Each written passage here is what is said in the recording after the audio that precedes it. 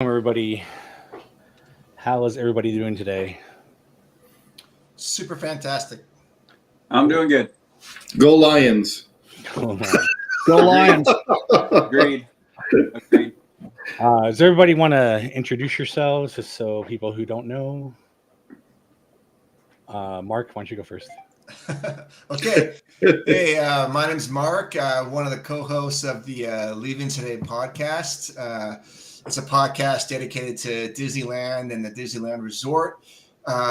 We have just started our eighth season, our 8th year doing it, believe it or not. We started in 2016. We come out twice a month, and we do LTP Lounge every other Wednesday night live. We a podcast that's dedicated to the history and the news of the resort. Nice. Yeah. And my co-host is over here. Yeah, I'm Udi. I'm his co-host. Everything he said. That's easy. Everything he said. You don't want to add? You don't want to add to it? You covered it, man. Okay. Other than my name, you covered it. Rudy doesn't talk unless it's controversial. Oh yeah. Under the bus, I go right away. Well, I mean, honestly, that's actually one thing that is a little bit different between us is that we're not like a pixie dust podcast. I mean, we love the park. Ultimately, we want to succeed, but if there's some shenanigans that we need to call out, we will definitely call it out. Yeah, we kind of dive. Yeah, we do that too. Yeah. Shenanigans. Lewis, you want to talk about yourself? Huh? To me? So, Lewis, you want to talk about Oh, yourself? Lewis. Right. Just a fan of Interactive Realm, a fan of Expedition Steve. I don't know. I've been going to Disney all my life since I was like less than a month old up to the present. I love Disney, so I'm biased. There it is. I think we're all Which coast are you on? The West Coast or East Coast? I'm currently on the East Coast. Okay. Oh, Zach. Yeah. Oh, Zack. I forgot to send you the link, Zach. Hang on one second. I forgot. Oh, Zack's coming in? Oh, this is going to be fun. Yeah. Zach is coming. Disney. Disney. I'll start getting that out of the way because it's going to start pulling me that way. He's going to do it for me one time, man. I'm not going to be able to help myself. I didn't have a Discord running, so I didn't see any kind of chat coming through. Yeah. That's how we communicate with Zane. With Zach, it's through Discord. On his channel. On his channel. Yeah. Should probably start one for us at some point. Sure. Mark, put that in the notes. Yeah. What, Discord? Yeah. A lot of people use Discord. Yeah. All right. Well, while we're waiting for Zach, I am Jason. I run this channel. And then with Steve and Jeff over here, we do the podcast, which is what we're currently doing. But the video format does appear on my Signs of Amusement channel. And currently live, it's actually going through Facebook and Interactive Realm, my other channels as well. Awesome. Cool. Steve, you want to talk about you? I'm Steve. I'm co-host with Jason. And Jeff. Ta-da! That's it. Jeff. Yeah. Yeah. My name all around, okay?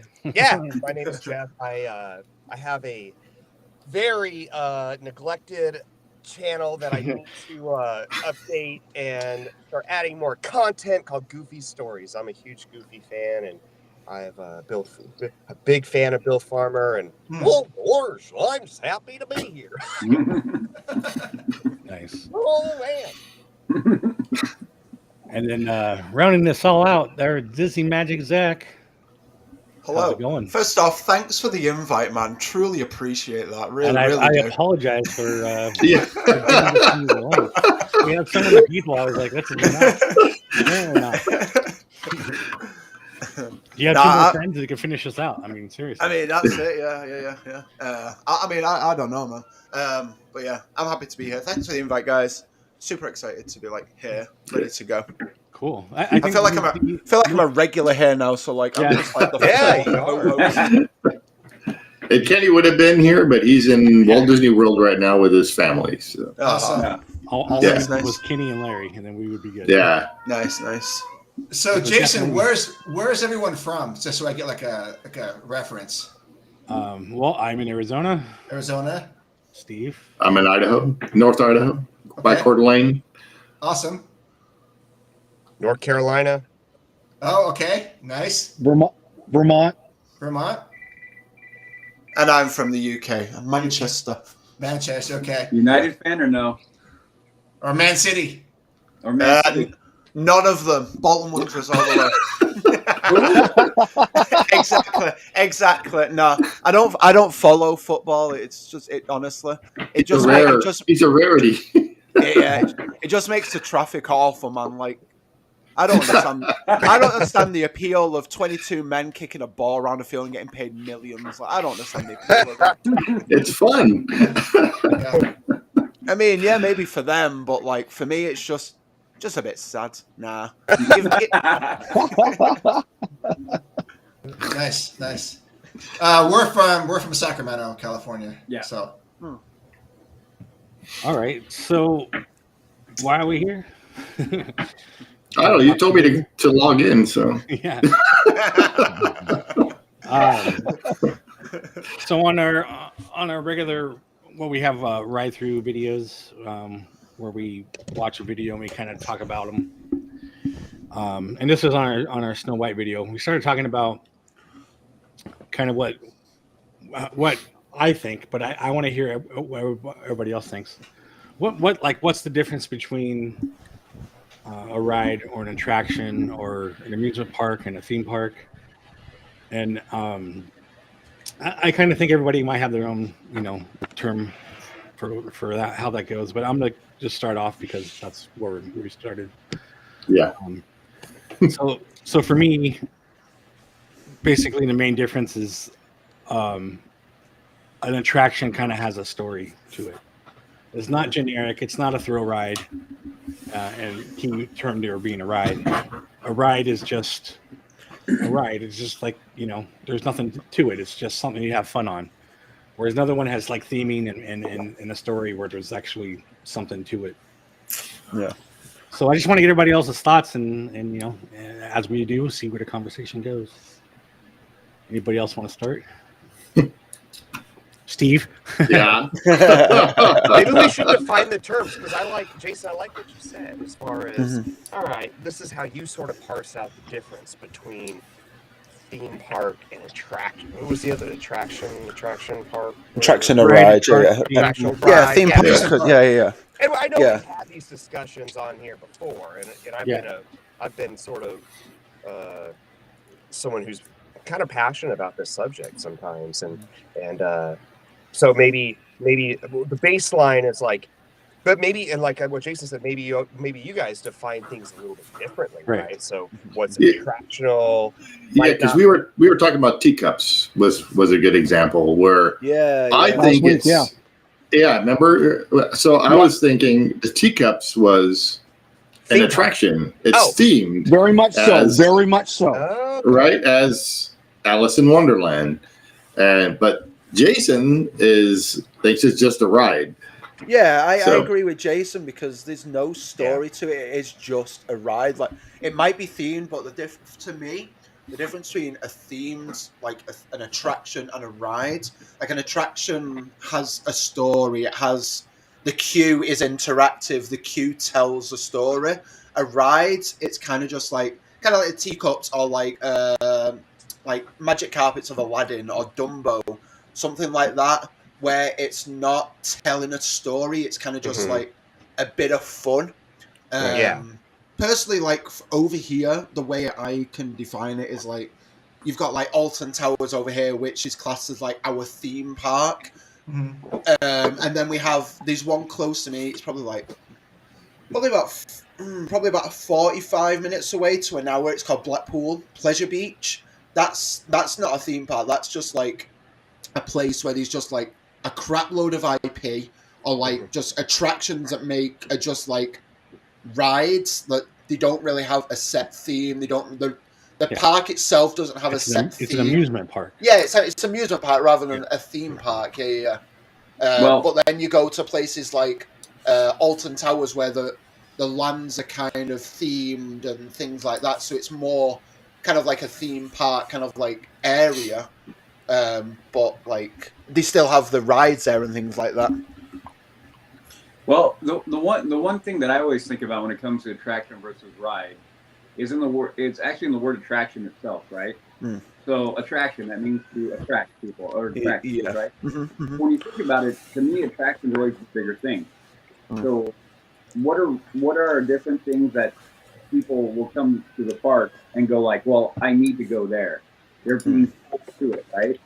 Yeah. So that's the way I always look at it. So like teacups, it's themed. Absolutely, but how many people are running in there going, I need to go ride, I need to go ride. Yeah, who's rope dropping the teacups? Exactly. So people are rope dropping, like, they're going to go to Rise, they're going to go to Mountain, they're going to go to Tower of Terror, Rock and Roller Coaster, that kind of stuff. Those are the bigger ones. So while I agree that a ride doesn't have a lot of theming to it, but they can still have a basic theme. But really, for me, what really pulls me as an attraction, or as I see it, is something that it pulls people towards it. So it's going to be the big things. It's going to be the ones with a bunch of story, a bunch of creative energy behind it, and not only that, but it's also very good and entertaining. So it's like it's a whole, mixed bag of a lot of different things, but mainly it's something that is big enough to pull people to it. So what would you say Space Mountain is then? That's an attraction, okay, and the reason being is that it does pull people to it. It is themed all the way through. So no matter when they hop it around to the different ones, you're still going through the same basic thing. It's a basic thing, it's a very basic thing, but the entirety of it is in there. So there's other ones, like if you go to Six Flags, like we have over here, they will have their other rides. But when you look at it, it's really basic. It's like you go through the queue, not really any theming. There may be a sign here, a sign there, whatever it could be, or the actual attraction is painted with the name. But the queue is pretty barren, nothing really to talk about. So when you talk about space, it's going to absolutely be an attraction. That's one of the reasons why Disney as a whole is much more full of attractions, because it involves everything from the second you walk in. Even in Fantasyland, it's a little bit more, it's different because the queues are so just there, like Dumbo outside, the carousel outside, even Teacups extends outside. But you go into Peter, you go into Pan, once you get in there, it has the theming outside. So it's one of those things that it's the whole experience from the second you go into the queue. I'm glad you mentioned Dumbo. Dumbo's a good point. I'm glad you mentioned that, because the Disneyland version clearly is the original and the basic version of the ride, whereas at Magic Kingdom and Walt Disney World, Dumbo now, since the release of the live-action motion picture back in 2017, 2018 with Colin Farrell, so WDI did a huge re-theme of the entire Dumbo area in anticipation of the film. And so now because I was just on it back in 2022 with my granddaughters. And so I know about this, up close and personal first-person experience.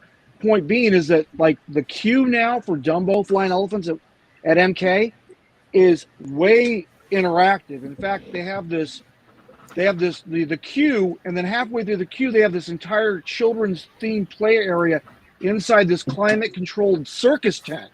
Yeah. And it's got a jungle gym, and it's got a ball pit, and and then a whole bunch of other stuff, like costumes for the kids. They spent a lot of money on this thing to really ratchet up the experience to the next level, to where it's elevated from a ride, as you said, with the California attraction, to now an actual real Disney theme attraction with theming, with an interactive queue. I mean, and this is all for little children. I mean, we can all admit here that Dumbo Flying Elephants is a children's ride. It's meant for young children, right? Mhm. But Yeah. they've really focused on that demographic as their target, and they like hit it out of the park. It's actually one of the best queues I've seen for like non-Star Wars IP, like in the Nice. parks. Nice. Absolutely. That's cool. I haven't been to Disney World in 20 years, so I haven't seen that version of it. Right. But Yeah. So a follow-up question for that: would you consider the Magic Kingdom's Dumbos an attraction or still as a ride? It's very much an attraction as Yeah, opposed to it a is. ride. It's an attraction. Very now. much. Yeah. see, Yes. I think that's where my mind differs, because to me, the queue, I mean, even if the queue has great theming and all that, the ride isn't still telling a story. It I mean, doesn't I have- get. Oh, but I kind Oh, of, but I it does kind of tell get a where you're story. coming from. I'm kind of getting where you're coming from because, like, obviously they're redoing Disneyland's Magic Haunted Mansion queue now Yeah.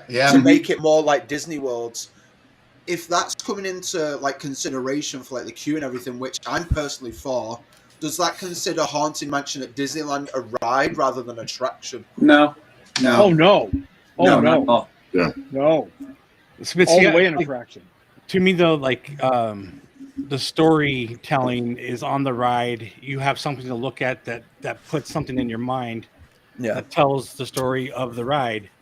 On The queue Dumbo, just you're the going queue in just circles. expands it though. To be fair, Now, in my opinion, even more. yeah. I'm just Even saying, more like now. teacups, you're just sitting in a teacup. It doesn't explain what the story is. Yeah, that's It's Alice in Wonderland. It's Alice in You don't Wonderland. know that. You don't know that Like- unless you have read the but- story. But like we explained last week, the whole thing about the Mad Hatter teacups is the fact that you are in the movie sequence in the film of the Mad Yeah. Tea Party. No, You know, so- remember the drink up, move down, Right. move down, Yeah. and that's literally what you're doing in those teacups during that whole chaotic movie sequence. No, that's So, a good Is point. it themed? Yes. Is it Yeah. an attraction? Yeah. In my opinion, yes, absolutely. No, I agree. No, I agree. And I think that's the beauty of this thing is there is no right or wrong answer. It's whatever you. No, Right. of course not. Of course not. Right. But I think It's I up think to that's inter- right. Like people that enter the park, sometimes you hop on a ride, you're expected to know the story already. So what that does is you hop on the teacups and you're taking, even though it doesn't explain the story to you, it doesn't need to. It just there's a precept. They expect you to just already know the narrative, and then what that ride does is it kind of makes you part of the story. So even though it's not explaining, the ride itself is not a story, the fact that you already that presupposition is already there of what the story is, then you just hop on the ride, and when you're as you're going, you know the scene, and so that story element is already there. So I think that's actually a really good point. Well, I think that's one of the things that it's really important, and why Disney has been so good at what they've done for until a few years ago, is that ability to tell that to put a story out there and then have the people come on in and then Right. integrate the park with IP and media. So I think that's a good point too, because then if you see, this is where it gets really touchy to me, because like I get that if you know that movie, you've seen that movie, you can put whatever your feelings are and your point of view is in that attraction, even though it's minimal. Same thing with Dumbo. Even with Dumbo, you could go through that same thing. It's like, well, Dumbo flying, so now I'm flying with Dumbo. So it's interesting. This is why Disney, most of everything, we can argue the ins and outs, but really most of it is an attraction. Everything's going to be an attraction at some level.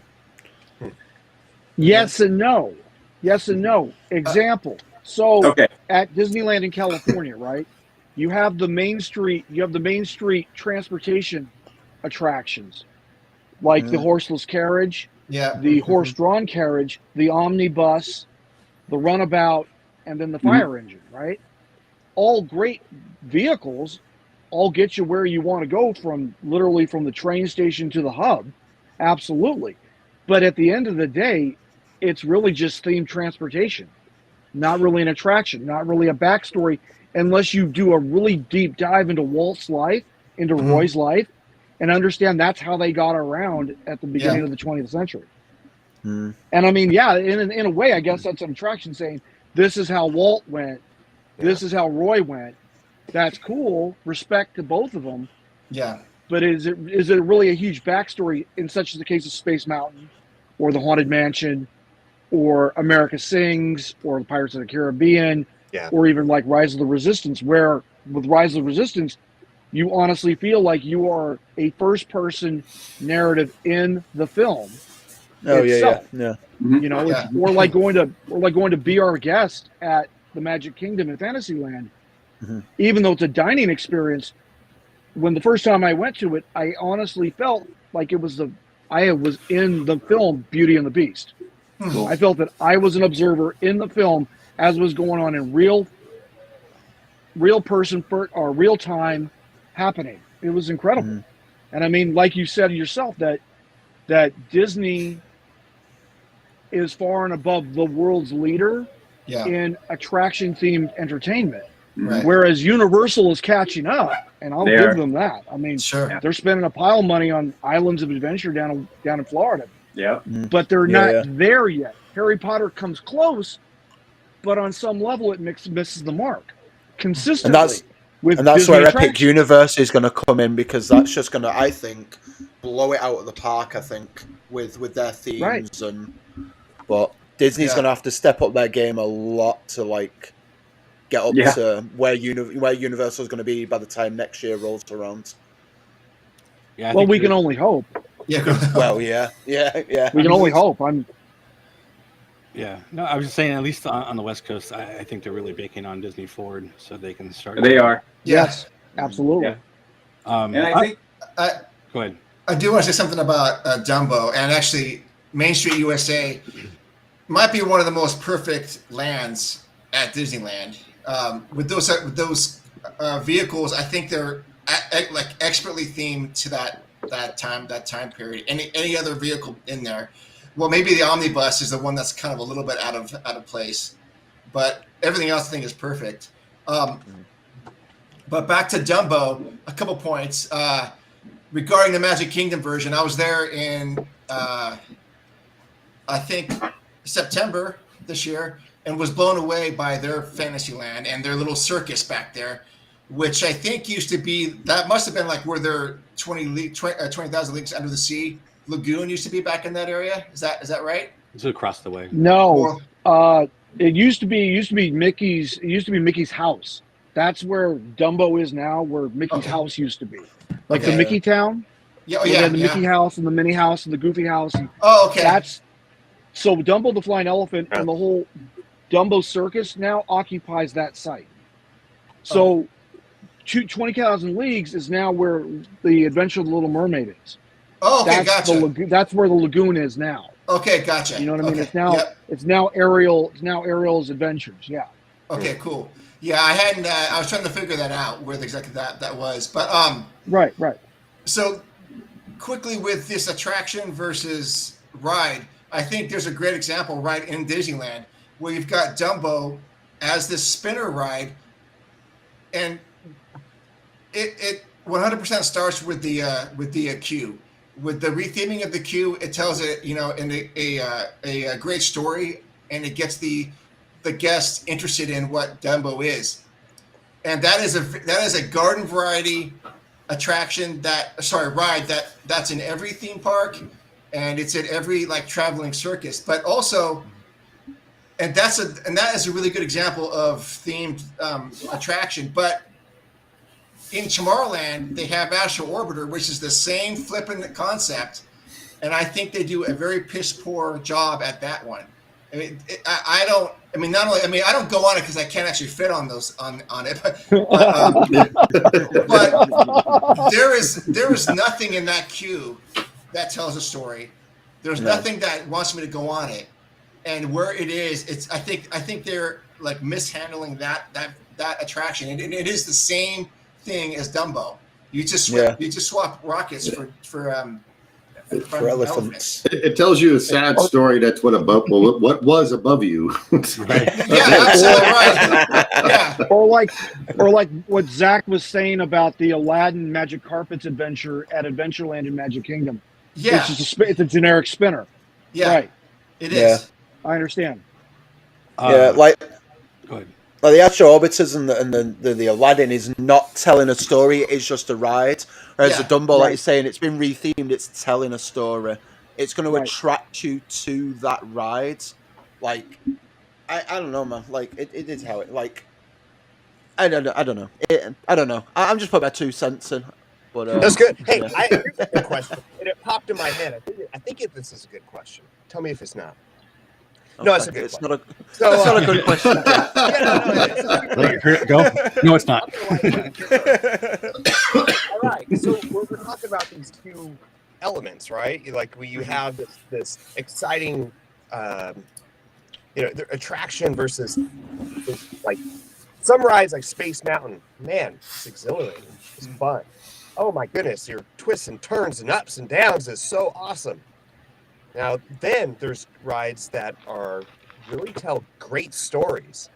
What do you guys think it looks like to not either or, but what kind of rides do you think blends those 2 things well? What are some of the most exciting rides that you've been on that also tells the best stories? Well, continuing with that, I chose Incredicoaster as the thumbnail for this on purpose.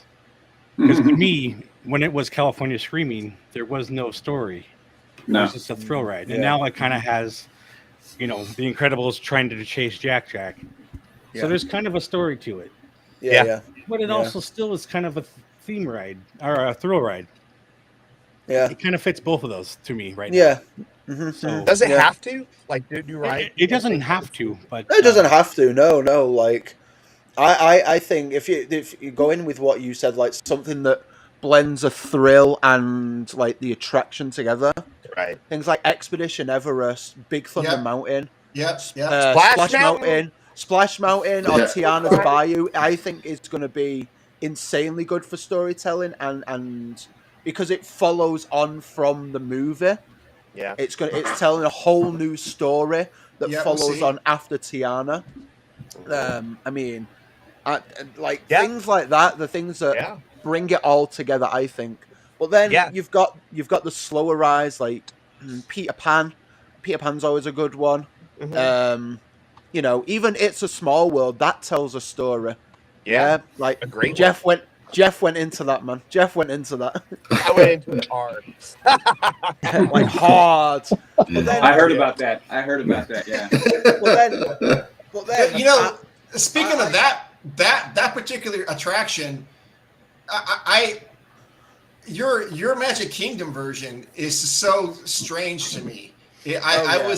it's dismal compared to Disneyland. I mean, dismal that's the operative word. I think I showed a picture to Udi and I go, what the hell is this? Yeah. So there's no queue that entices me into that. I mean, the one at Disneyland is so much better to me. Oh yeah. Not that it's one of my favorite. It's just not even something I go on all the time, but it's. But I thought that was interesting how that, like some things in the Magic Kingdom I was blown away with. Some things I was like, "What are you guys doing?" Yeah. That was one of those "What are you guys doing?" sort of things. Here's one of my own follow-up questions. Do we consider the People Mover at Magic Kingdom an attraction or a ride? Oh my Attraction. Attraction. 100% attraction. 100%. 100%. Yeah. I'd rope drop that. Yeah, 100%. Let's go. My daughters are 26 and 23, and they weren't alive when our People Mover was going, and they were absolutely blown away because I took them to Magic Kingdom this past summer. They were absolutely blown away by the People Mover. They go, "We need this back." I go, Yeah, we do. Yeah, you do. That's awesome to hear like younger people who haven't even rode it, or, wanting that back, and it's like we don't even know why it ever left. Yeah.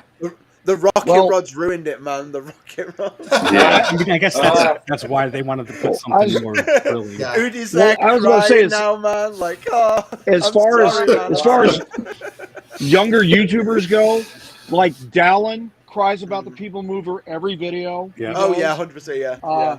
Alex has talked a lot about the bringing back the Wedway people mover at DLR Anaheim. Yeah. A whole bunch of young Disney YouTubers are talking, lamenting the fact that the Wedway is not in operation at DLRA, whereas clearly MK is powering right through. And I'm hoping that like D23 WEI, Josh Amaro is all like listening, saying, "Oh crap, maybe we need to like throw some serious money at this, get it back into play." What does Josh actually do, by the way? I don't even know what that guy's job description is. He's the head of park operations, isn't he? He's the head of what's called Disney Experiences International. Yeah. What Disney Experiences International is more or less the parks, resorts, and theming, in addition to merchandise. Yeah. So it's kind of like executive vice president under the CEO, Bob Iger. Yeah. Kind of like his number 2 or number 3, like his run hand executive operations. Right. Yeah. Yeah. Okay. That's what Josh does. That's Josh's job title. Okay. Well, I want to add another thing to the mix is another two word Skyway. So yes, which we did last week. Yeah. So that's another thing that is greatly missed, and so this is where it gets interesting because we're talking about people mover, and a lot of people would go like just a ride, but it's an attraction. Yeah, that attracts people. Again, that's why I'm saying that's why I put that in there. I think with Skyway we have that. Well, how many people never rode that? Like, yeah. Well, I'll say something about that is that we actually talked to Robbie Von Roll. Yep. Yeah. So he's one of our friends. And he's a friend of mine. He was mentioning to us that he can't really discuss specifics, but that's going to be part of Disneyland Forward in some way. Yeah. Okay. He strongly alluded to something in the works, and he couldn't talk about it. And we're like, oh man. Yeah. So I feel it'll be more like the Skyliner at Disney World then. That's what I think it is going to be. That's what I think too. Okay. Yeah. Because is it going to be a VR 101 ropeway system? Is that what you're saying, or is it going to be? It's going to be like it's going to be gondola. Yeah, it's going to be like what Zack said. It's going to probably be that. That's my guess. I think the VR 101s are gone. I mean, we've got. I think we've got 2 left in California, San Diego and Santa Clara. Yes. And Santa Clara. Yep. 2. Robbie, I think Robbie thinks there might be a 3rd one, but he said it got changed around so much that it really isn't a VR 101 anymore. Yeah. Right, because they still have the VR. They still have the VR 101 at Busch Gardens in Tampa. Okay. That's going every day, and it's a really cool thing. If you want that retro treat, definitely experience it. Okay. Absolutely. Nice. And it's a modified 2nd generation DLRA bucket. Oh. Which is the best way I can explain. So I don't know what that means. All right. So we were talking about last week. We were talking about the actual Skyway systems that were at the Disney parks. Yeah. And so we talked about the 1st generation bucket and the 2nd generation bucket, right? So your 1st generation bucket is cylindrical in shape. Yep. And it allows a complete 360 view around you as you're negotiating the Skyway from Fantasyland to Tomorrowland. Yeah. So the 2nd gen buckets, which everybody knows and loves, are clearly 2 side by side, 2-on-2, front and back. Mm-hmm. Show them yours, Judy. For 4 occupants. And it's not necessary. Oh, does he have a 2nd gen bucket? Yeah, Robbie made it for there us. it is. Yeah. Oh, right, nice. Right. Nice. That's the replica, right? Yeah, that's cool. And so we were talking about the one at Busch Gardens in Tampa is a modified 2nd generation bucket where it's still 2x2 side by side, front and back. However, the cabin is slightly smaller, which is weird, but it's also slightly lower, so you can put more of your upper body out of the car if you wanted to. Okay. Real weird, but cool because it's like I said, it's a modified 2nd gen bucket. Nice. Okay. And I know that's like some really like crazy nerd-like minutiae of an No. attraction. It's No, like nuts and bolts. This is like the stuff I crave. So yeah. I love that stuff. Yeah, cool. And like we were also saying that the Van Eaton galleries over in Sherman Oaks, as Stephen was talking about, frequently bring up second-gen buckets for auction. So if you ever want to own your own full-scale, you can sit in it and VR 101, they have them at Van Eaton that come up for sale. And the last one went for, what did we say, Steve? It went between like 6.5 and 8, right? Something like that. Yeah. Ooh. Yeah. And it was a green. It was a beautiful Kelly green bucket in beautiful shape. Yeah. How much did it sell for? 6.5 to 8 million. K. Oh, yeah, thousand. Okay. Okay. Yeah. It was made out of gold. Yeah. I'm about to say for $6 million, we could actually build you a full scale 101 at your residence. Yeah. It's crazy, man. Yeah. If you ever get a chance to go one of those galleries and yes, highly recommended. one of those auctions, you have to go. It's a lot of fun and seeing all this retro stuff. Like we saw the original like Space Mountain cars, the rocket jets, bobsleds. the bobsleds. The People Mover was there, so you can actually sit in it. And the Snow White vehicles, the Toad cars. Yeah. Yep.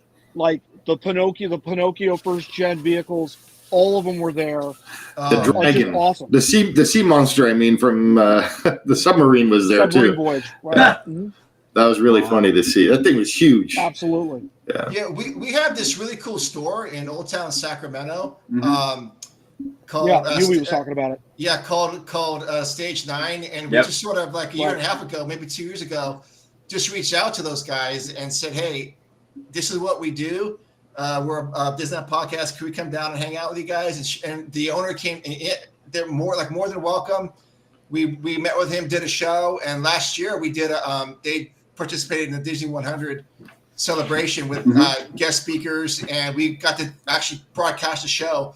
But downstairs below, they have this gallery, and they have. I think it was a Snow White car. Wasn't that what we got to go in, or was that at Mr. Toad? What was it? I think it was Snow White, wasn't it? I think it was Snow White. It's a Snow White vehicle. Yeah. And so they've got things like that. They've got like a monorail door, like vintage real signs from. Anyways, wow. So that's the closest I've been to the Van Eaton gallery. But I have seen the catalog, and I was like, I want most of the stuff, but of course you do. Yeah. And if I had the space, my gosh. You'll be living in a People Mover or something over there, sleeping in one. 100%.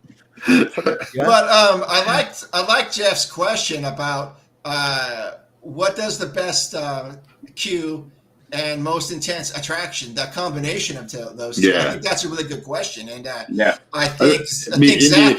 I think Indy would be a good. Yeah, Indy. Yeah. Rise, and let me see.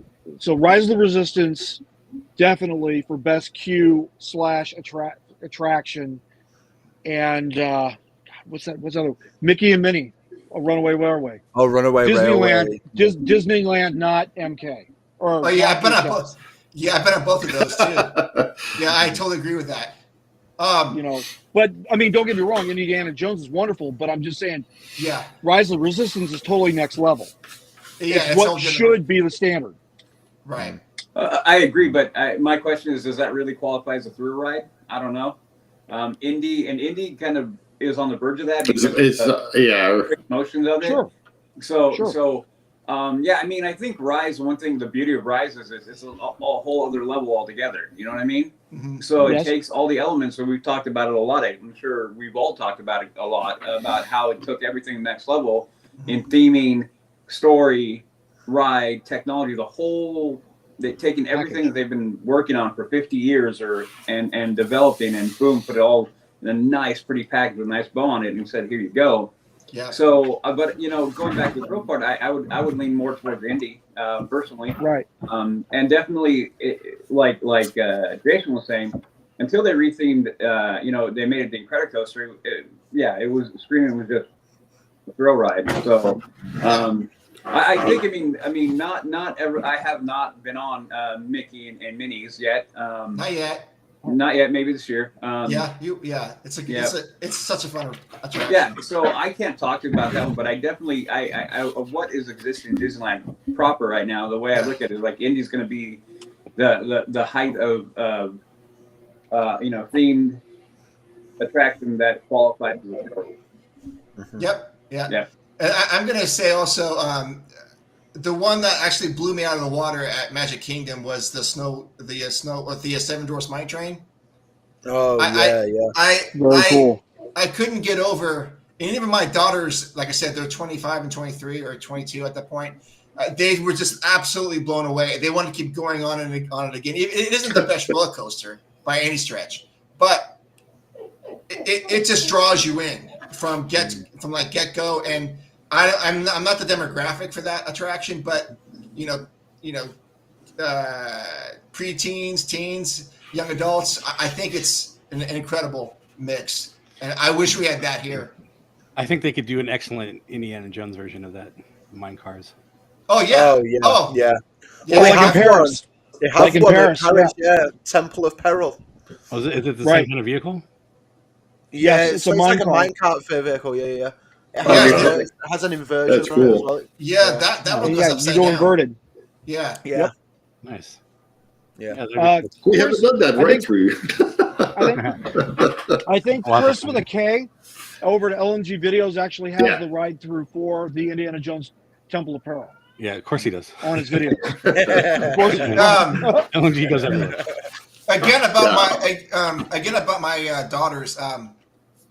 I won't keep talking about them, I promise. But I think we have this exchange student that lives with us for a long time, and she lives in Spain, Barcelona. Anyways, my daughters go to see her sometimes, and a couple years ago they got a chance to go see her, and they all went out to Disneyland Paris, like the three of them.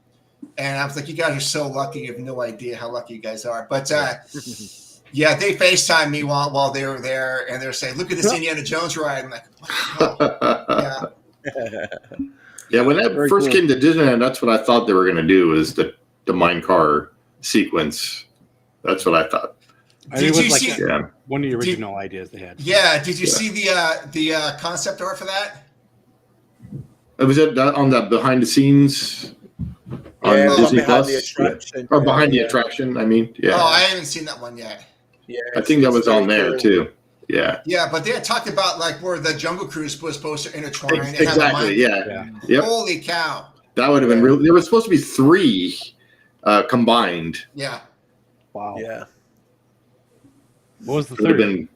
I don't remember. Hey, There was supposed to be Minecart 3 ride. though. Was it the mine? Yeah, well, it must have been the mine car. Yeah. So that So would have they- been kind of like the sign I made for Lewis, the Western Expedition ride. Totally. Yep. So that would Where have you'd had have like three levels of integration. yeah, Right. that would have had the cowboy version of Pirates. It would have had a water Right, ride. right. And I think there was like another kind of train ride or something that went through there. It was like the proto Thunder Mountain Railroad Hmm. Great. is what the plan was for the top level of Western River Expedition. That was going to be like Big Thunder Mountain Railroad. The second level was the boat ride, and then the third level was going to be like a mine train experience, like you had back at DLRA back in the 1960s. You know, the Magic Cavern stuff. Yeah. Oh yeah. Yeah, it was meant to So be like that's a what the full three layer attraction. Yes. Yeah. It's meant to be Attraction. It looks so cool. Yeah, Yeah. those are definitely would have been attractions. Yeah. Yep. And that Or goes back like- to my idea about how we have a Disneyland at BC. I think we should have a Disney Air where there are rides built Right. on top of rides. So it's Yeah. Right. kinetic. Vertical integration. Yeah. Well, Yeah. you have that in Tomorrowland. I mean, Yeah, you've got but the I mean, like subs. the whole park is kind of like built on top of each other, and like Right. just I'm just going with the concept because you have a sea, you have so in the air you build stuff up, or Yeah. you build it Right. down. So Yeah, Cloud City. There you go. Thanks, man. which would be awesome theming. Yeah. It would be a Cloud Yeah. City attraction. Best They'll have Oh, man. a bunch Yeah. of cords you can hang down and then drop to the. You know, you fall in a picked up by pit, a get falcon. frozen in carbonite. It's all Yeah. good. Yeah. All good. Right. You lose a hand too. So Yeah. Yeah. That would be an attraction. Yes, it'd be a cool attraction. Yeah. 100%. 100%. nice. Couldn't call that a ride unless you want to Yeah. call it a ride or die. You know what I mean? That's a new. You know, a cloud car simulator attraction like based on Star Tours, using the Bespin cloud cars. Yeah. Yeah, there's so much they could do with a Cloud City attraction, you know. And with Florida, you got the land to build that, like next to Naboo, you know, Black Spire Outpost. I don't know about California unless you do like Jason says, and you go straight vertical. Yeah. Just build on Or top. Disneyland Forward. Yeah. You know, over there at the hotel complex. Mhm. I mean, even then, we Which you could were have, talking about. There's not much room, so if you're going to have an elaborate queue, you're going to have to go. You know, the show building is below it or above it or something. If Right. you're going to maintain your kind of spacing that you need for all the rides, they're kind of suggesting. Just dig to the journey to the center of the earth. Just dig right down. Oh, to yeah. the, like, core of the earth, and then Disney can own the middle of the world. It's fine. Yeah. Like, Yeah. It's like an inverted tower of terror. Instead of going yeah. That would be cool. Like thrown up back on exactly where you started. You're going down, but you might not make it back up. Yeah. Yeah. I've got a question for you, Magic Kingdom guys, real quick. Since that I don't know like much about the Magic Kingdom, so but I just want a quick theming question that I'm hearing like recently is with Chayu's Bayou. With Tiana's Bayou Adventure coming online soon.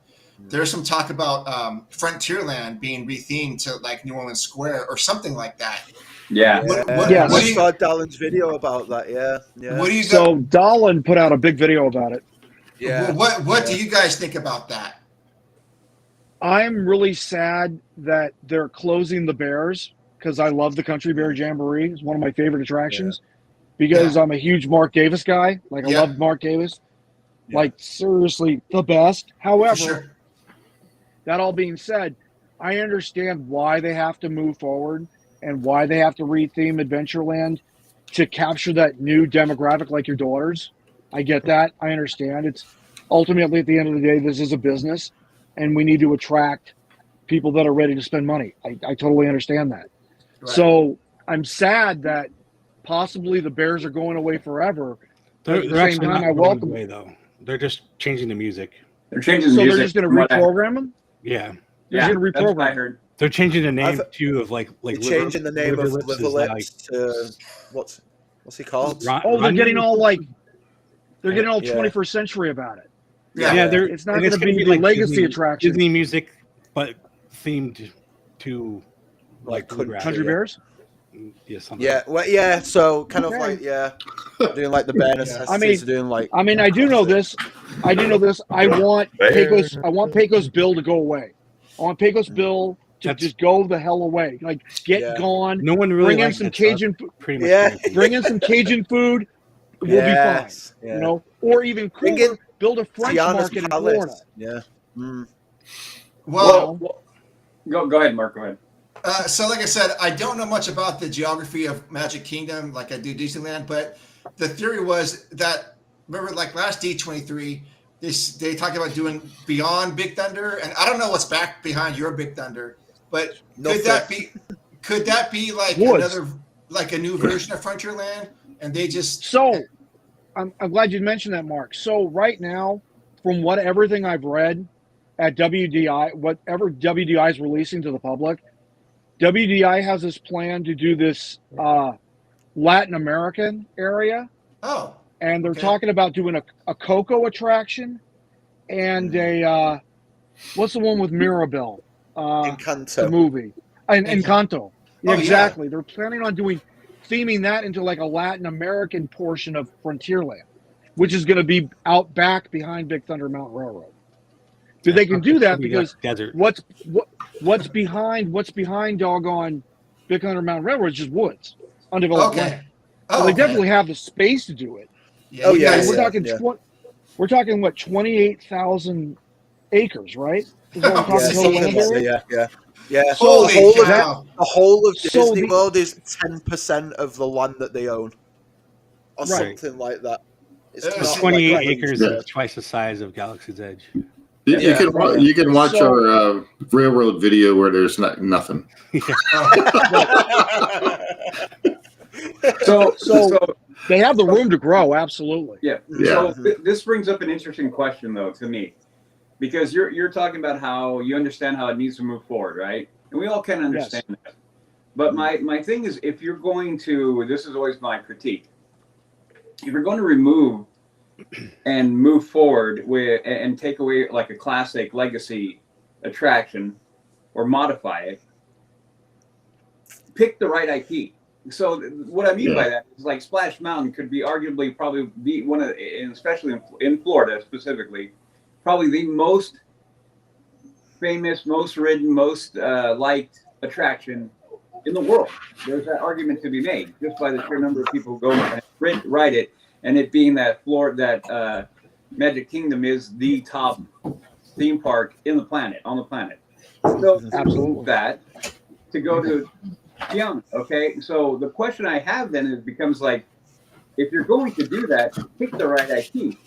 To me, I don't care either way. Like, and The Prince and the Frog is a good movie, but is it that big to necessitate you retheming a legacy attraction into that, a subpart? So like the same thing when you're talking about if they do the backside of Thunder Mountain and they do a Latin theme back there, which is fine. I'm Hispanic, so I'm all for it. But the thing is, I see them, doing Coco, but not Encanto, because there's certain things that I think Disney's doing right now, and this is where I get worried, is because they're trying to make people like things instead of just people liking them. So this is where I always kind of get in this little place of like, if an attraction is pulling people and it's a classic, why change it? Your argument isn't.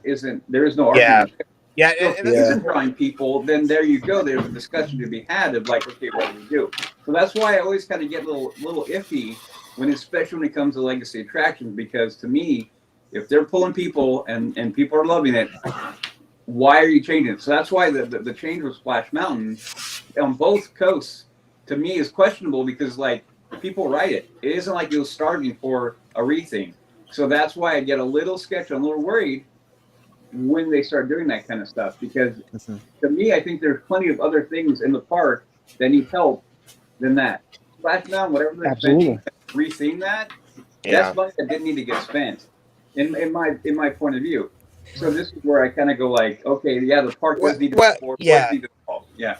I wonder if you need to think about it almost the opposite way, which is like maybe that's why they choose it. I don't know, but like if you did need to make necessary changes, or just changes, you wanted to make changes, maybe you wouldn't start something from scratch. Maybe you would exactly do the opposite. You would take something that is super popular, that has that sort of fan base, and then you would just reskin it in order to, get the job done. That's my point, though. Why? If it's popular and bringing people in, why reskin it? There's no need. The why is hopefully one of those last things coming out of their woke agenda. This is where I step away because I want a Disney job someday. So, I don't want to be on a list. Yeah, but Jeff, I'm just teasing. But even Disney themselves have said it's probably not the way we should be going. So good. Nothing they do is wrong. Well, see you later. I just want to say, what the other thing Udi had hit on was the reason for, or you needing a reason to attract people. Yeah. And the other part of that would be the villain land. Everybody wants. If they go with it, which I hope they do, because like I do too. That's something we've been asking for ages. Because going back to going back to what Udi was saying as well, like if they do a lasting kind of like area behind Thunder Mountain, then they're going to have two areas that are kind of the same because the Blue Sky and that Animal Kingdom as well. So, I mean, obviously the Blue Sky and the Indie Ride where a dinosaur is, and then they were Blue Sky in an Encanto ride or some kind of Encanto attraction with like the Mi Casita. So I don't know if the back end of Big Thunder will be kind of like that. But there's been, I mean, I hope it's a villain's land because it's something we've been wanting. It's something they've toyed with for years. Oh, yeah. And, you know, fingers crossed, man. But, like, I don't know. Well, Encanto doesn't really fit in over there. I would say that fit in more over with their Dino Land replacement. Yeah. Well, Possibly.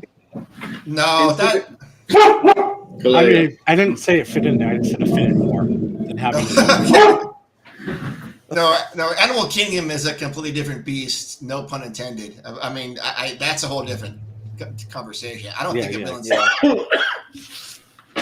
Well, you know, and this is why I look forward to whatever may come with Disney Force because the potentiality for them being some just outrageously great thinking, you know, bringing so many different elements of that's available to them. A villain's grotto type thing, but expanded to a whole other level. And Disney Forward would be amazing to me. I would love that, and I think it would pull a ton of people into that because that's one of the things that is like low key crazy about Disney is how many people like the villains of Disney, whether you hate them, you know what I mean? So you start thinking about the villains in Disney movies. They're great villains. Like a ton of them are great. In fact, if they weren't good villains, the movie wouldn't be that good. So you think of any classic Disney movie that we love, think about who the antagonist is in that film, and I bet you're going to find some of the coolest ones. Like, oh, I love him. Like, see, this is one of the things that the critiques with Tiana's coming. No, Dr. Facilier. Right. Dude, right. He's evil. Right. He was so maniacal and just so twisted, and you know his whole look is just so good. Yeah. And again, that's probably one reason why he is my favorite villain, and it's one of my favorite princess movies because just of how maniacal and how like twisted he was. It was just it was great. Such a good story. Yeah, 100%. Yeah. That reminds me of how they messed up with Galaxy's Edge. They're sticking to like one time period. Oh yeah. They doesn't make so many villains. You totally could have had Dr. Facilier in there, and then that came about, during the construction of her restaurant or some stupid shit. But like you could have fit it in there. No one's gonna be like, "Well, it just doesn't fit in the storyline." Like they don't care. Oh, it does. Yeah. So Udi, you'd be happy if they announced Disneyland Forward and one of those lands is like a villain's land. Yep. Yeah. Yep. I take it. Yeah. I think that. Just give me a Skyway to it, and I'm good. Well, even better. Or people moving. That would be actually great because that's where they could like naturally put these, Halloween parties there. Oh, that's what I was thinking, Mark. Man, it's exactly what I was thinking. I was thinking, imagine the Halloween parties. Like they could go to a whole other level. Get those rare characters out. Oh my gosh, it'd be so good. So would you consider that should be part of Disneyland or DCA? Since Disneyland or Disney Forward. I would say Disneyland. Yeah, but they're extensions of both parks, right? Yeah. I'd say Disneyland because you've got like your classic villains that fit more. Yeah. So you could technically have your DCA current Halloween, then you could have a new one on Disneyland, and like a Mickey's Not So Scary at Disney World. You could just kind of like carbon copy that a little bit. The what one? The Mickey's Not So Scary at Magic Kingdom. Yeah. Scary. Yeah. Sorry, Zack. Wait, what'd you say? Not so scary. Not so scary. Not so scary. I'm waiting for Udi to start talking like that. I'm not. I'm literally reading one of my voice acting books right now, and it's talking about like all the different ways of pronunciate. I just got my own head. How Americans like we're like we don't say the like if you're gonna say, for instance, if we say the apple, which is a bad way to say it, we should say like the apple. I just say apple. Something if the comes before a vowel, we should technically say it like the apple, the orange. But we don't. We go the, and that's a southern the. We always the orange. It's always the. So I'm like, I'm in Mate, right now. Mate, you want pronunciation? Do not come over to England. We don't pronounce anything. No, right? There's no R or anything. There's no R. Where I'm from, we don't pronounce H's, so we just go out. We're going home. You know what I mean? The voices are beautiful, honestly. Like I'm someone who I'm like I'm such a fan of voices, just voices in general.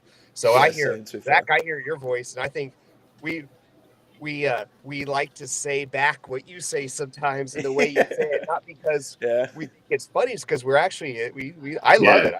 I think it's a wonderful accent, and I think there's to me I just love it. I had in college, I remember having just had a few professors from the UK, and I had two of them specifically, and they were just so different than each other, because one of them was like, we taught Greek. He's like, today we're going to learn a little bit of Greek. He's just so soft spoken. And the other's like, today, and he was like, the other guy was talking about narratives and stories. The story. And I loved them both. I love them. I'm a fan. I'm a fan of the Southern accent, and even the Southern accents. Like I go into it. Difference between Georgia and Kentucky. Kentucky's more punchy. It's more like this. Well, there's Kentucky. I'm just here.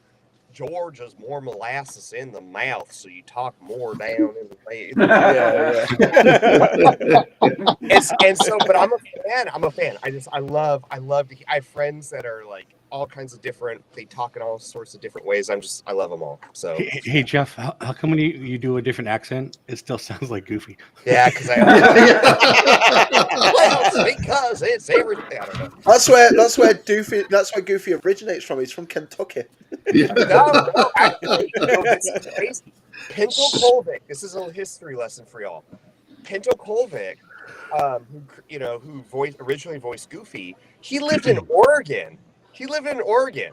So there was a big migration from the South to Oregon. So he I guess lived in Oregon or whatever. And it's funny because I lived there for a few years. You do not hear that sort of accent at all. It's more California. It's like, hey, man, there's a lot of this, and people talk a lot more. It's like PJ from Goof Troop. It's like, rock on, man. Come on, man.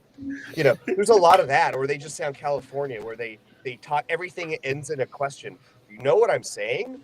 What do you? Hey, everybody! Like every sentence. What's up? Drives me nuts.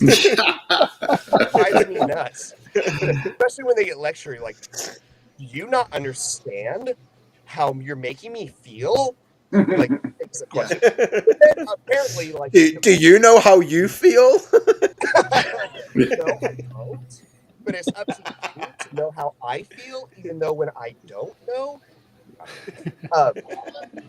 But then, like, so Pinto Colvik, like, he's Southern, and it's not, Bill Farmer really was the one that really brought Goofy his voice, but Pinto was like had a huge part in that. And so Goofy is funny how, like, I wonder, Bill Farmer's from where is he from? Nebraska? I think he's from Nebraska. But then when Bill Farmer speaks, like, he's got a twang, but when he does Goofy, it's almost kind of like almost Georgia, but it's almost Kentucky. It is a weird blend. Lowers, it's not super molassesy in the mouth, but it's not punchy like the evil sheriff of Nottingham, which is like evil sheriff of Nottingham. That's very punchy Southern. Yeah. But like Goofy's kind of in that middle space between Kentucky playing Georgia. So sometimes he's molassesy, sometimes he's really punchy. I digress. History with Jeff. Yeah. So All to say, Zach, I love your voice. That's all. Yes. Thanks, man. So I love it too. That's why I continue to talk. Well, keep on doing it, my friend. Keep on doing it. So, in terms of like back to the topic, like with like queue and attraction, what are your thoughts on the Jungle Cruise? Oh, Love it. attraction. Absolutely love it. 100%. Yeah. Yeah. I love the Both. music Both. that they play Yeah. in the queue and all the stuff you see. Yeah, absolutely. I mean, again, that's what Jeff was saying about the marriage of Yeah. queue and thrill ride. I mean, Jungle Cruise is not a thrill ride, but I'm always thrilled when I get off of it because I'm just like, You survived. Yeah, I survived. I'm actually thrilled when I'm on it. That's one of the few that I'm actually transported out of my element, and I go, okay, I'm in Anaheim or Magic Kingdom, as it were, and this is absolutely blown away by everything. It completely brings you into the story. Yeah, and I think they knock it out of the park. Yeah, I think that's the key. Absolutely. Is, you actually have somebody telling you, it's in jokes, but they're telling you a story. Yeah. Oh, yeah. 100%, yeah. And I think it depends on the cast member as well to like Yes, if they're completely. delivering the lines like pow pow pow, then it's Yeah. going to make that experience Yeah, so that's much more. Better. Whereas if it's like some of them are not as Some of them quick not as good the at all. others. Yeah, Yeah. but like I've Wait. had some bad ones, and it just kills the whole experience. Sure. Yeah. that's Last time No. I was on the Jungle Cruise, like we had that similar experience where the guide was this college student who was all of maybe 21, 22 years old. And so, because she got so bad, I started telling jokes on the boat. You know, Like, I went on give me this, that mic. I went on this whole diatribe about Colonel Kurtz, Apocalypse Now, Heart of Darkness stuff. You know, Oh, I had yeah. people rolling. You know what I Yeah. mean? Because she was so bad. And I said, Oh. I'm sorry to steal your mic, but help me out here. I want to be entertained. Yeah. Are you not You know? entertained? No, not really. No, give me that microphone. Not really. Yeah. I mean, Jungle Cruise is actually one of my top 3 attractions of all time. Oh yeah. But I have to admit, I have to just call a spade is I think your Magic Kingdom version beats ours. Oh really? Wow. Yeah, I was not prepared to go into a tunnel. Oh, yeah, we yeah. don't have that right. here. Yeah. Oh, okay. And I had no idea that was coming up, and we're on the love. we're on the boat, and I go, what the hell is this? And people were like laughing, and I go, sorry guys, you don't understand. I'm not used to this one. He's like, is this the part where I got to make out with somebody? Like, I know, right? Yeah, I just thought it was spectacular. It's just the way that you enter how it's like set below everything in Adventureland, and it's just So when you go through the tunnel, is it themed in there too, or is it just dark? No. Just granite. There's granite, but like this light comes up on the boat, a la Indiana Jones in the Temple of the Forbidden. Oh, Land. right. Oh, nice. It's sort of scanning like the wall, and I go, "This is awesome. This is great." That's cool. Mark, I didn't mean to minimize it, but here's my real question: is like, do you think like, did you like it because it was just more it made the ride more dynamic? It was like a different, instead of like one look, it had it. Before you know it, you're in a tunnel, and it's a different experience. Does that sort of approximate like why you enjoyed it, or? Well, that's a great question. I like the attraction just to begin with, that it sets apart. I mean, because ours in Anaheim, you're walking down the one narrow way of Adventureland, and it's right there to your left. This one, as you know, is in Adventureland, but it's further down. You got to go down, then it's there, and it's kind of by itself, and there's trees, and it just seemed like it was longer. And that one dynamic changed a whole lot for me. Cool. And I was just like, and my daughters hate the ride. And I go, so I was happy just to go on it once. I go, can we just do it again? They're like, no. But I mean, I think when I got off, I think I texted my LTP family. I'm like, you guys, this is something else. We don't have this here. You guys would love this. Have you been on both, Jeff? No, I mean, sad to say, I haven't in Disneyland, but when I was ever? no, I have in Disneyland, yeah, but like in the Magic Kingdom, no. And I was there a few years ago, and I didn't jump on. And I felt really. I mean, it was right after, it was like 2021, so it was. Okay. We were just like hopping on whatever rides we could, and sure, understood. Yeah, but I feel like I missed out. There's something, and that was before any of these podcasts that I've been on, and that ride was just never one that I really slowed down to enjoy. And I've met so many people doing these kind of podcasts where that is their favorite ride, and they have such a unique and special relationship with that ride. And so next time I'm on either of those parks, I'm going to slow it down and hop on and enjoy. Yeah, absolutely. Yeah, in fact, Udi and I have this little rule that once we get off Indy, no matter what we're doing, we have to check Jungle Cruise. If it's 5 minutes or less, we're going to go on. Yeah. Awesome. No matter what we're doing. I love it. Yeah. I love it. Yeah, and day or night, I think that's just one of the best. Nighttime is totally different at night. It totally is. Yeah. That's cool. I mean, we wish that the water audio animatronics on the Jungle Cruise, the eyes lit up, that would bring it to its next level. That would make it. Oh yeah. Watching those hippo eyes glow, watching the gator eyes glow, crocodile eyes glow, the snake eyes glow. Yeah, that would be like awesome. They can just be reflective, and when they shine that light on it, like, oh yeah, that would be awesome. Yeah, man, that'd be so. That'd be cool. So, so what other rides meet that kind of middle line that Jeff was bringing up? That kind of hit up both aspects. Old extinct attraction, Mission to Mars. Okay. Or Flight to the Moon, right? So both attractions, great queue.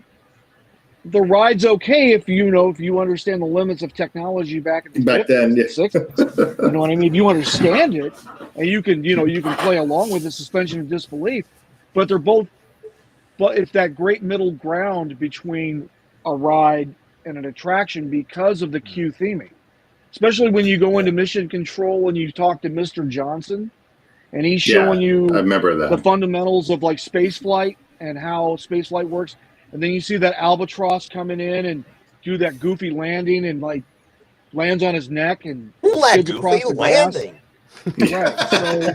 So that's a really cool combination of both. But again, I mean, it's been like gone since what, 1993, 1994? I think in California. It's Pizza Planet now. Right. By the way, someone says the word that's something goofy, else I want to talk about. Right. Just last night, something broke that possibly WDI is planning on redoing Adventure Through Inner Space. Oh, that would be great. And replacing Star Tours at DLRA with an updated Adventure Through Inner Space. That would be cool. Still going to be sponsored by Monsanto? No, it's now. Mark, it's now I need a Bear. job at Monsanto. I'll see you guys later. Again, Monsanto doesn't exist anymore. It's now Bear, Bear aspirin. Same. Bear, yeah. Oh, Bear, yeah. But I don't know who would sponsor it unless it was like a complete, Disney redo of the Inner Space attraction. But that was last night. That broke at like 11 p.m. here Eastern time. I didn't hear they were planning on doing that. I would say my idea for that would fit in more with Marvel because you could totally have an Ant-Man version. Ant-Man, yeah. Oh, absolutely. Absolutely. Yeah. So like the Ant-Man Wasp battle at Hong Kong now. Right. Which is a cool attraction, by the way. You're shrinking down. You could totally go inside whatever. Right. Is that a simulator? It's Ant-Man Wasp. Well, it was an Omni Mover. Yeah, I don't know old what that Adventure Through Inner Space is a Bob Gurr Omni Mover. No, I know what that is, but I don't know what the Ant-Man And Wasp. Oh, Ant-Man Wasp battle, right? So is that a simulator? The best way I can explain it is it's kind of like Buzz Lightyear, Astro Blasters. Okay. But it's So using you the shoot at projection. things. It's using the projection technologies that were developed by Lucasfilm in up there where you guys live. Yeah. And Yeah. with that whole, have you guys seen the Lucasfilm facility and Yeah. how it's designed now, and how they have that room inside of Lucasfilm where they can do like, what is The it? volume. Literally project anything they want. It's and called the like, volume. Yes. Yeah. Yeah, the Yeah. volume, right. So Yeah, volume. they're using that technology in Hong Kong for the Wasp Ant-Man battle. Oh, Cool. okay. Right. It's like the first attraction of its kind in the world, to where they're using that, but it's also based on a trackless ride vehicle like Winnie the Pooh or Beauty and the Beast in Tokyo. Yeah, some real next level stuff. Nice. Nice. I haven't been on it. I've only seen the ride-throughs provided by LMG Vids, obviously. Yeah. Oh, I gotta This is throw awesome. more props to the guy. Yeah. yeah. We got to go. We were at Epcot, and we got to go on that Ratatouille. Have you guys been on that? Yes, haven't very yet. cool, by the way. Holy cow! Very That thing blew me out of the water as well. Yes. So is that kind of what you're talking about with the trackless and the 3D Yes. stuff? Yes, Okay. absolutely. Oh yeah, And of that's course, something. because it's at scale, right? So you know how you said about Ratatouille, you're now at Remy's scale, as Okay. opposed to your scale, right? Yeah. So yeah, we're seeing everything from Remy's perspective during the experience of Ratatouille, right? yeah. What Ant-Man and Wasp is the same thing. It's like you're micronized to like Okay. their level, and you're literally fighting through the use of the technology. You're fighting on a big scale. So you're little fighting something very big. Okay. That's so cool. Very, very wild. We'll have to do that right through too. Yes, Yeah, we will. definitely. Yeah, for sure. I'm just kind of curious what else. I mean, because they're going to do something You IP. should actually, man. What that else would be- could you do besides Ant-Man? Because Marvel again is not in that park. No.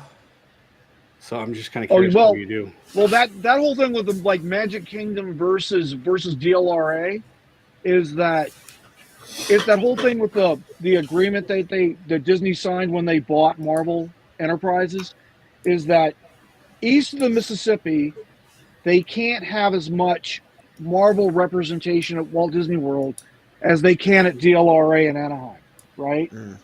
DLRA gets like all the Marvel stuff. That's why they have the Adventures Campus now Yeah. and a few other things, which is really, really cool. But we're never going to see that in Florida until the agreement expires, like in 27 or 28, I think. Okay. Yeah. Like once that expires, then they renegotiate, and we're possibly going to get more Marvel representation at Walt Right. Disney World. But what I mean A though question. is, Oh, go on. What I mean though is, Avengers 2 Interspace was in Disneyland versus DCA. Yes, where, 1967. right. So if they were to put a replacement for that back where it was, where Star Tours is, you shouldn't do Ant-Man because Marvel is more DCA. Mm-hmm. So I'm like, what other kind of IP could they actually do there besides like an original? I mean, You Well, mean they in, could also work. Sorry, go ahead.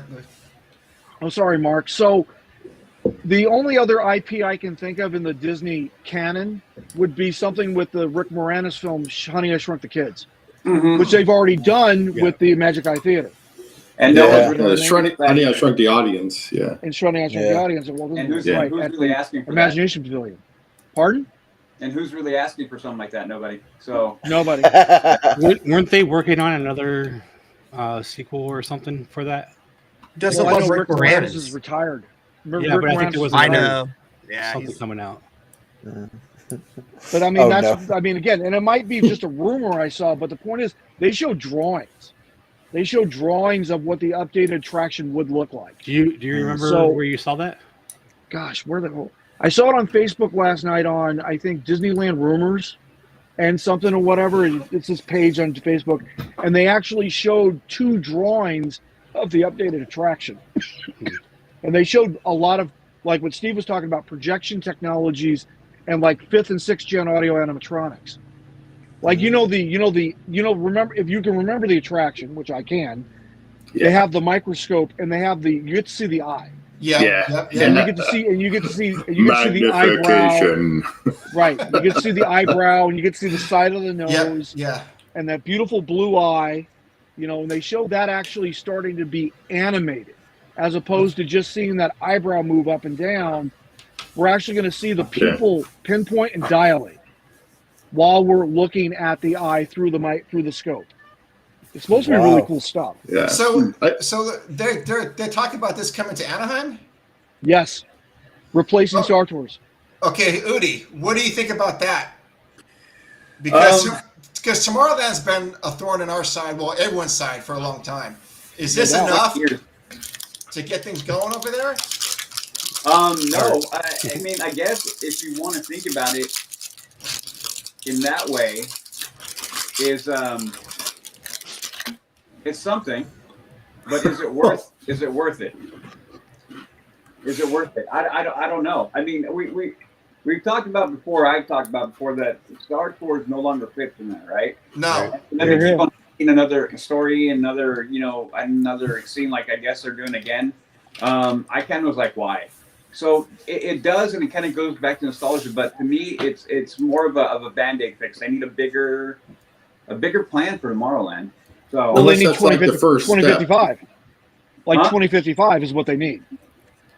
Yeah, no. So that's what I'm saying. So if that is like the anchor pin or the beginning launch pad per se for more, then yeah. I mean, it's better than them doing nothing. I will say that, and I would take that because I did like that. So and the other thing that's good about that is it goes back to Walt's initial idea of teaching while entertaining. So that fits all very well. So I mean, yeah, I would, if they said that and that came out to be true, then I'm down. So if that happened, obviously those simulators would be removed. Wouldn't it make sense to at least like take two of those and move them to Galaxy's Edge? Sure would. I think what would happen is they would move the entire attraction to the Galaxy's Edge.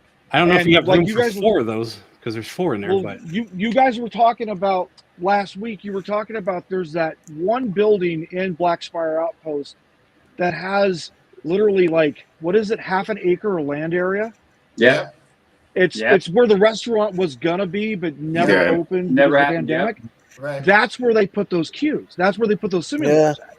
They either build down like Jeff was talking about.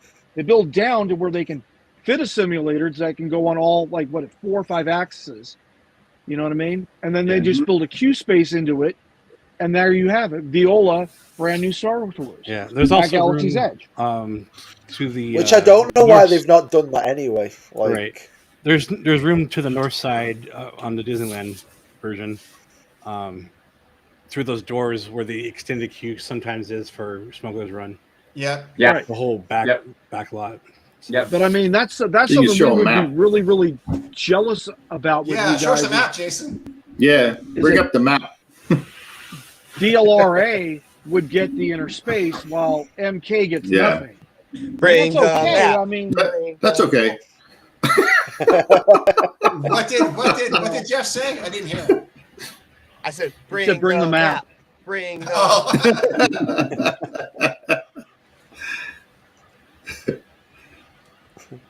I just remember as a kid going through Adventure to Inner Space and seeing that microscope, and then you see the little Omni movers with the small people in it, and thinking, "Oh wow, that's us. We're gonna shrink down." And, it was so cool. And what's funny is that microscope, the Star Tours is where that what do you call it, the shuttle that you're on? Star Speeder 3000. Yeah, the Star Speeder is right where the microscope was.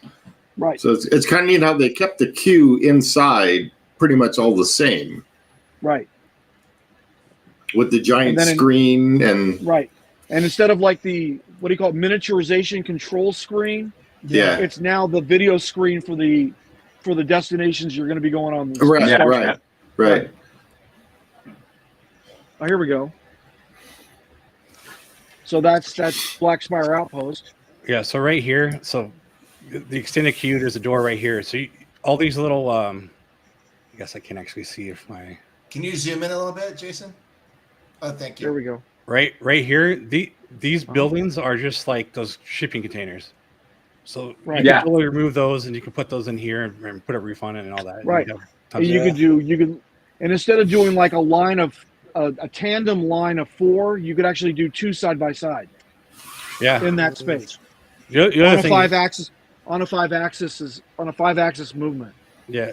The other thing they should do if they're not going to do that is expand Oga's into here because Oga's is right here. Right. It's just no. Because literally, based on How- the scale right there, you're talking what?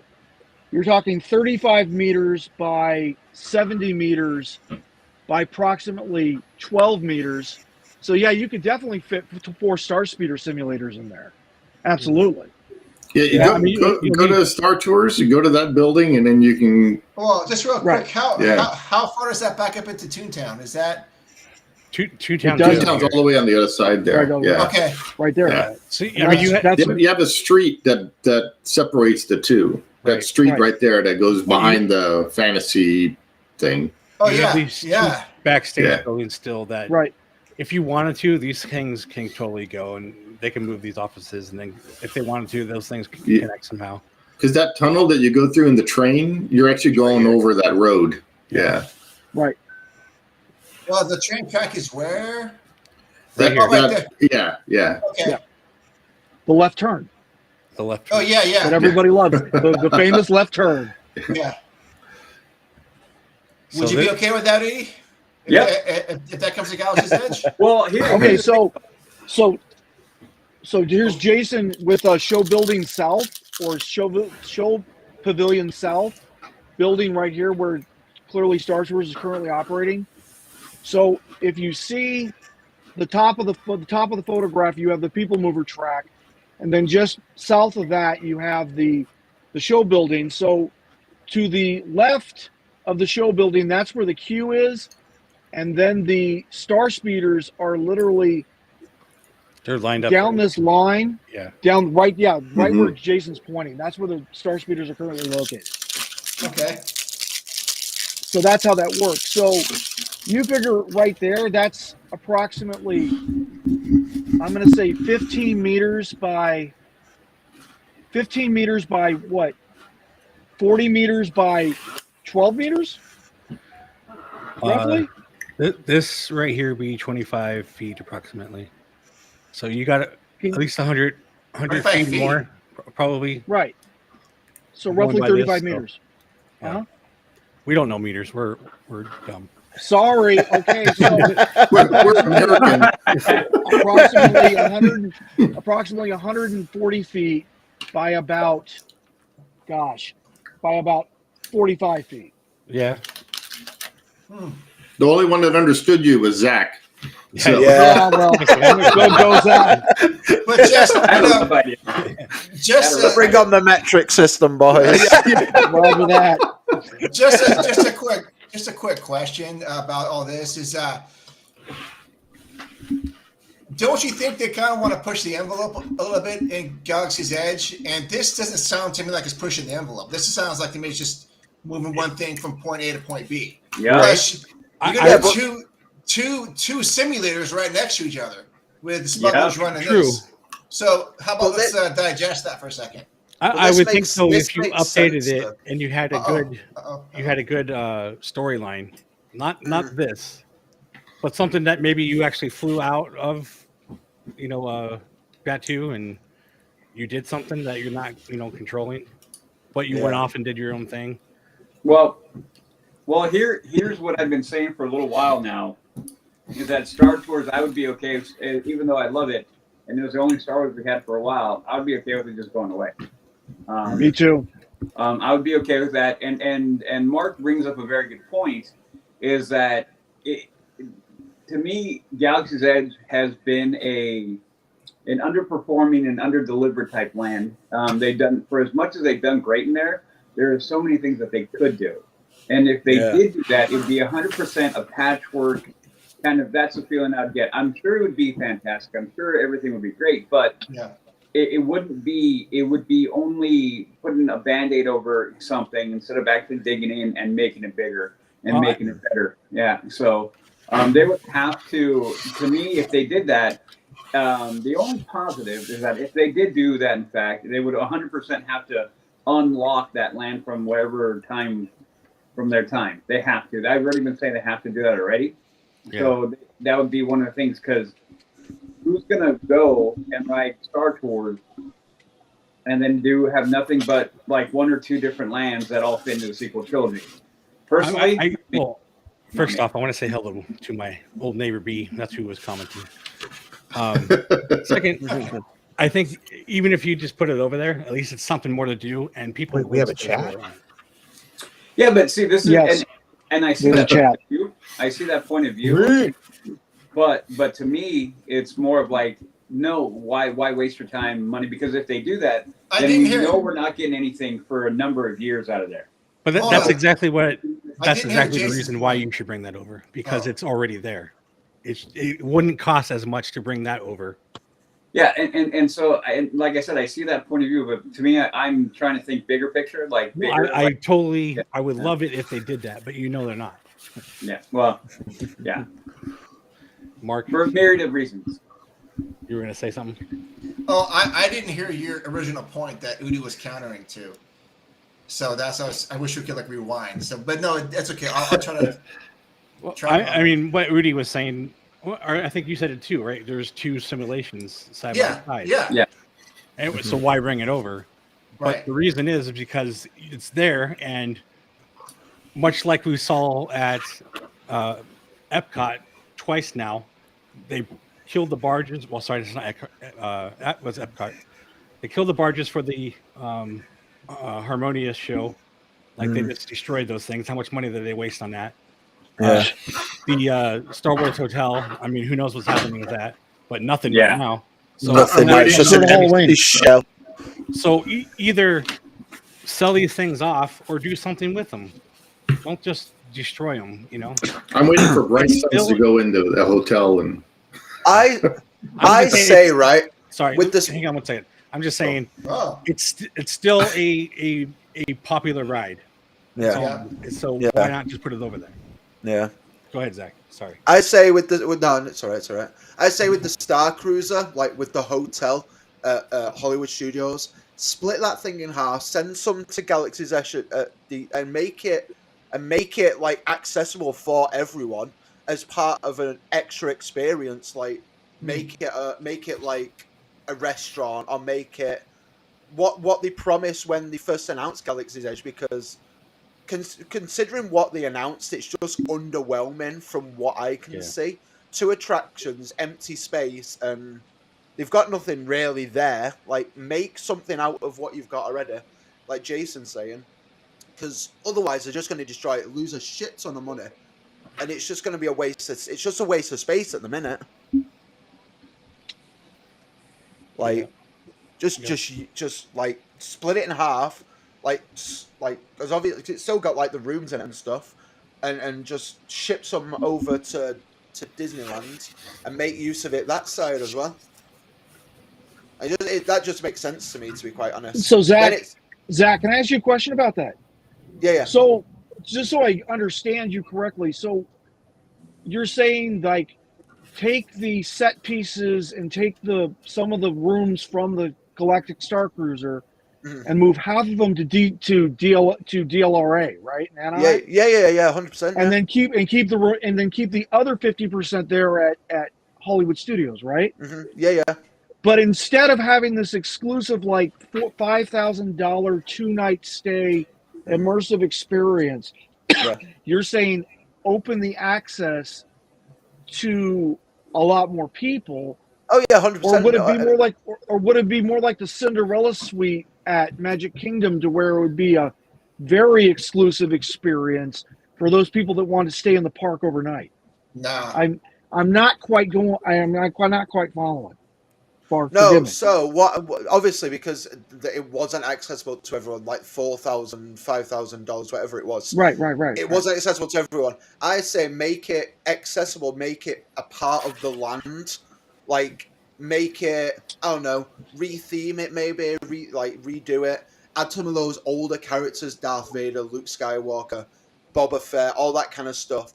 Bring that into it to make the land more immersive, like so then it's accessible to everyone. I don't know, make the or make the rooms into like some kind of like jail cells, like a space jail or something, and do it like that way, so you can see like Star Wars villains like Greedo or the bounty hunters, things like that. I don't know, do something with it. I don't know, like. Well, I think that it poses an interesting question what to do with that. I don't know what they're going to do with that. I have no idea. I forgot. I heard the number that they wound up basically eating with that hotel. And I think these are the problems that I see is like, these are the indicative of like, just correct. You can make corrections. So with Galaxy's Edge, Darth Vader, pretty easy. You know what I mean? Yeah, exactly. Pretty easy. Luke. Everyone loves Darth Vader. Pretty easy. Han Solo, Princess Leia. Solo. Easy things like this, and so I kind of get where you're going with Zach. It's like it's more about trying to take what they already have and building upon it and making it so it's not such a high-end exclusive thing, but like an add-on, like something that if I wanted to go do this, I could do this. Got it, Hury. Got it. So like Bibbidi Bobbidi Boo, so to speak, but for grown-ups. Yeah. There you go. That's what I'm hearing. Not as expensive.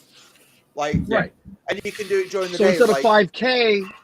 Instead of 5K, it'd be more like 500. Yeah, something like that. Yeah. Okay, that's cool. And then you get the experience of doing that kind of stuff and like of the interactions.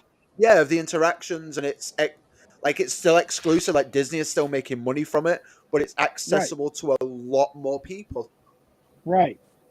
Yeah, and honestly, sorry, just real quick, and bringing it over here to the West Coast, something like that would not be bad.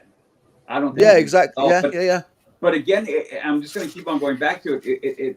Disney has to make it more accessible in the sense that it needs to broaden out, and it cannot be stuck in sequel trilogy when it comes to Star Wars specifically. Oh yeah, 100%. Yeah. So it can't be stuck there. I think there's a litany of great stories and characters outside of that 3-movie thing. And Disney's missing the boat when they don't include all that. So if they did that, and then this is like going back to Jason. If they do bring Star Tours back there, they have to unlock that land, and that could be. I will say this: if them unlocking the land is a result of them bringing Star Tours over, then I honestly I'd take it. I'd take it because it would then begin to really reinvigorate that land because it's not that old. And would really bring in a lot more people because, again, the vast majority of people who follow Star Wars are going to be pegged to the OT and the prequels, not so much the sequels. And that's the one thing that Disney hasn't quite been willing to let go as of yet. They're trying very hard to forget about the past, but you cannot do it. This goes back to my conversation about when they're going to change an old attraction. Okay, but who's calling for it? Do we really need to do that and stop trying to push this other one? So this is a long way of going around. It's like, whatever we're going to do for an attraction, just make sure if you're going to change it, it's for the right reasons, not just for changing sake. And that's what Jason's been saying all the time too. Don't just change it because you want to. Make it have a reason. Yeah. It's like Batu. I thought when that was first opening up, I'm like, oh, that's going to be so cool. They're going to have Tatooine or, that scene, the stuff that we grew up with, and instead we get a Moroccan village. That's what it looks like. You know what? It actually would have been awesome if they had built like Batu here and like Endor in Florida. Or like that would have been cool. That would have been cool, yeah. Because if like Florida had Endor, I would have said, Udi, we're going to Florida to check that place out. The funny thing is, outside of their Star Tours is indoor. Oh yeah, that's right. Yeah. Right. In fact, when I was there, I think I went live or took pictures to Udi. I go, check this stuff out. Yeah. And I just couldn't believe that. The big old AT-AT that's sitting in front. All they do is make the land start right there and. My only gripe about that land is clearly Endor Ewoks Endor, right? There Yeah. isn't enough Ewoks that actually come out and like interact with guests to make it really that much fun. I mean, it's nice to look at, but really, when you go to Endor, what do you want to see? You want to see Ewoks. Yeah, Oh, want to yeah. A whole doggone tribe of Ewoks. You can coming actually in there, go from tree to running tree things. to tree, you know, with a That's- bridge yes. or whatever. That's Yes. the same Yeah. thing with Galaxy's Edge. We don't have any Yeah. characters anyway, so Yeah. if And you just with bring the Galaxy- characters, you could have Ewoks Yeah. walking around Patu as well if you wanted to. Yep. Yeah, I but always thought they would make be it. hot. They would be hot on Yeah. Batu. They wouldn't like that. It's like you don't see the Ewoks and doggone Tatooine. It's too darn Well, hot you for know, that it's thing. because their Star Cruiser crash Yeah. Right. on Patu. Yeah. That was a joke for the Yeah. Ewok movies that I made before because the Star Cruiser hotel crashed. Right. The Caravan of Courage and the Ewok Adventure. Right. Cool. Yeah, but man, get Jawas there, get them like stealing some Exactly. stuff. There you like, go. Yeah. Yes. Get Chewie there, get Han Solo, the like Millennium How Falcons cool would it there. be Why if is you Han had Solo Jawas not trying to there? sell you You know what I droids? mean? Yeah. Those They work in the pushy. droid factory trying to sell you droids. Yeah, exactly. Yeah. I know. They could do so much. They and, really they need to open that restaurant. yeah, the one that's by the droid factory. Yeah, that's- and it's supposed to have yeah. that little show that was kind of like what's in Mm-hmm. the Chuck E. the Cheese. hotel. And you can have like a dinner theater. Like, I mean, what's in Anaheim? You have the pirate show. You have medieval times. You Yeah. have one inside Disneyland. You know. So I mean, there's a lot of stuff they could do that wouldn't cost that much money to bring a lot of people to Galaxy's Edge. Yep. Agreed. Because we talked about Galaxy's Edge, how there's a lot of dead space Mhm. in there. There's a lot of emptiness. So, and then the store that's by Kylo's ship, that store so reminds me of Universal.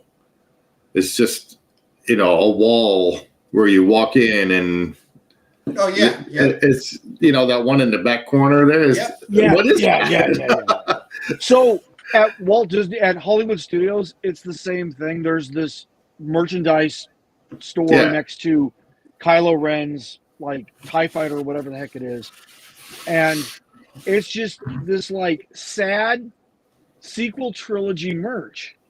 And it's Yeah. like most of your people coming in there to spend lots of money aren't concerned with sequel trilogy. They're concerned with the original trilogy, like Uwe said, along with the prequel trilogy. That's And the then- merch they want. That's the merch they'll spend the money on. And make the helmets for adults as well. Well, you that's want funny to you buy mention those that. helmets. Don't So make that- them for that's kids. Yeah. That's funny you mentioned that. So at Rise of the Resistance at Hollywood Studios, they have a kiosk there in the queue where you can buy full-scale like X-Wing, A-Wing, B-Wing, Y-Wing helmets for the fighters, for the Resistance fighters. And they're at full scale. I mean, they're like, so they'll fit like your bone melon, no problem. Yeah. You know what I mean? Fit my bone melon. Granted, they're expensive. Like, I think I priced a B-Wing helmet, and it was like $390 Yeah. That's for just that sorry, helmet. That's But- actually pretty cheap. It was authentic. I mean, Yeah, it looked like it yeah. had been in one of the films, and I mean, it was aged and all sorts of great stuff. They have the Black Series. Usually they're like $100. But if Right. you want like a replica prop, like a decent one, you're going to pay Movie quality. 600, $700. Yeah. Right. So 300 is not a bad price, but they should be at least selling the adult size Black Series there. Oh, Yeah. I mean, I got Poe and Luke's helmet over there sitting in my shelf. right. I just have I mean- Boba Fett. Where is it? Right there. I got that one. Yeah. That looks Right. familiar. Right. Well, because when I went down there a couple of years ago, my brother-in-law was like begging me to bring back Darth Vader merchandise, and there wasn't anything. There's And it, none. like Yeah. sucked that I came back empty-handed. I had to say, "Well, it looks like we're going to Shop Disney," because there was nothing there at the site. Yeah. Or Amazon. So like you were saying, like that's one thing Disney really needs to remove their head from their fourth point of contact with is, they need to unlock that time period of Black Spire Outpost. They need to incorporate all 9 films, not just the last 3. I mean, even if you didn't have the character there, why wouldn't you sell merchandise? Yep. Like, That's even something if, else. in theory, if you were the what do you call it? The order, whatever. First order. First order. Wouldn't you want to like represent your most like biggest baddie? Like, Most I mean, if you're famous selling your leader. merchandise, wouldn't you have merchandise that represents him? Like, just kind of even story-wise, that makes sense. That doesn't make sense to me why they're not doing it. Yeah. It's a fair critique. It's a fair critique. Yeah. And I mean, that's something else that was disappointing was going on Rise of the Resistance, and you get to work with Lieutenant Beck, who's a Mon Calamari. Yeah. Like, I want to see Lieutenant Beck merchandise, and there wasn't a scrap to be found. Mm-hmm. 'Cause I thought Lieutenant Beck was cool as hell. Very He cool. really Like on gave the- me purpose, motivation, direction to experience Rise of the Resistance. So I'd love to see something from Lieutenant Beck, but no, that ain't ever going to happen. Forget it. Or on Smuggler's Run, there's no Hondo stuff either. Right. Yeah, they So- have an action Exactly. figure, but it's not there. No, It's not there. It's a Target. Yeah. Right. And that's what do you guys think about the queue from Smuggler's Run? You know, because we all like the queue from Rise. Yeah. Well, I think it's a good cue. It fits pretty much in line with basic kind of Disney cues. You know, obviously really well themed. And then if you can, you guys can use your phone for the video, play that game along the way. I did that to kind of see what that was like. But the other part of it is kind of like that. They're getting you immersed into the world because you hear, with that speeder sitting there, and you hear the talking. Having that conversation about the engine and all that stuff. Right. So I like the queue because it's pretty. It kind of is like it's old Disney style queue integrated with Star Wars. So I always like that queue. Yeah. I like the top two when you're up above and you're looking down and you can actually see the Falcon below you. Oh yeah. Yes. That part that's so cool. That's what I was telling Jason. They should always, like 2 stories. So like when Galaxy's Edge first opened, we saw bridges and things in the concept art. I'm like, are we going to be allowed to walk on there? It'd be so neat if it was double decker, But no. Yeah. But at least we get to look down and see the Falcon. I mean, that part is cool while you're in the queue. Yeah. Again, They just need more of that. back to my idea about Disney Air. Yeah. Yep. Yeah. 100%. There's like when we do our ride throughs and stuff, we never really talk about or do anything with Smuggler's Run. Where's me? It's the same thing over, Even that, like, where's these other? We talked about this before. Where's these other levels or runs or whatever that we're supposed to go on? Yeah, there's only the regular one, and then if you know how to do it, you can do the Chewy thing. But it's still the same. It's the same ride. You just don't understand the word Chewy's saying. Right. But we're supposed to have these other scenes, these other places that we go to. You need another They mission. even stop doing those. Yeah, you need another mission. They need to put money where they originally said it was going to be. Yep. Like, I understand if right off the bat you don't want to do it, but it's been a few years now. What are we waiting for? Mm-hmm. Yeah. I've got my thoughts on that, but I'll keep them. Right. Keep them to myself. I will unload those later. Stay tuned to Leaving Today podcast where Udi will tell you. I will, yeah. Show coming out next week. Listen up for it.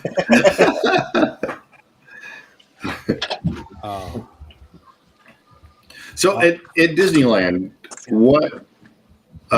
which attraction would you consider a ride then, and not an attraction?